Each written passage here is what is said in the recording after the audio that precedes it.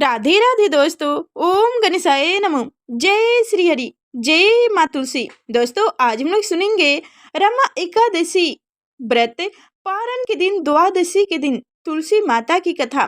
कहा जाता है कि एकादशी के दिन जब भगवान विष्णु की कथा सुन ले तो द्वादशी के दिन, पारण के दिन तुलसी माता की संपूर्ण पूजा करें और तुलसी माता की कथा सुने, जिससे एकादशी का व्रत पूर्ण होता है। बिना तुलसी की पूजा किए और कथा सुनी एकादशी का व्रत पूर्ण नहीं होता है। भगवान विष्णु स्वयं कहे हैं कि एकादशी के दिन जब पूजा करें भगवान विष्णु की तो उसमें तुलसी दल अवश्य चढ़ाएं। बिना तुलसी दल के भगवान विष्णु पूजा स्वीकार नहीं करते हैं और उस दिन माँ तुलसी की पूजा नहीं होती है, क्योंकि उस दिन माँ तुलसी भगवान विष्णु की पूजा में लीन रहती हैं।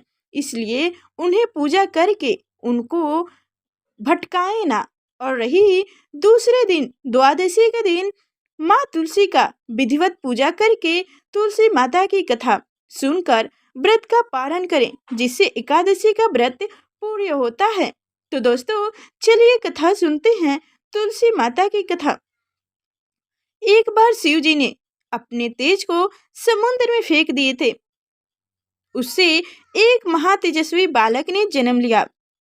यह बालक आगे चलकर जलंधर के नाम से प्राक्रमिक दैत्य बना।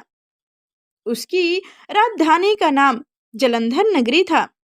दैत्यराज कालनमी की कन्या वृंदा का विवाह जलंधर से हुआ। जलंधर महाराक्षस था।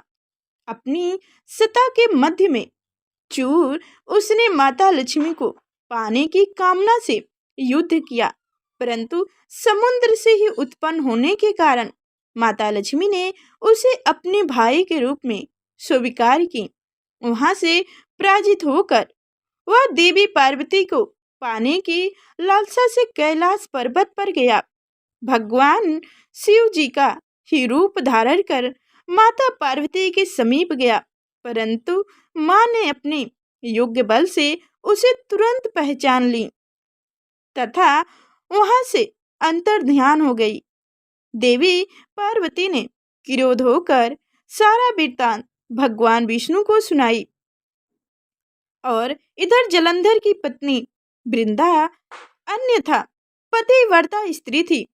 उसके पतिव्रता धर्म की शक्ति से जलंधर ना तो मारा जाता था और ना ही पराजित होता था।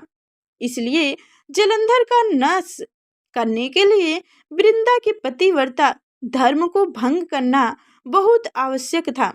इसी कारण भगवान विष्णु ऋषि का वेश धारण कर वन में जा पहुंचे, जहां वृंदा अकेली भ्रमण कर रही थी। भगवान के साथ दो मायावी राक्षस भी थे, जिन्हें देखकर वृंदा भयभीत हो गई। ऋषि ने वृंदा के सामने पल में दोनों राक्षस को भस्म कर दिए। उनकी शक्ति देखकर वृंदा ने कैलाश पर्वत पर महादेव के साथ युद्ध कर रहे अपने पति के जलंधर के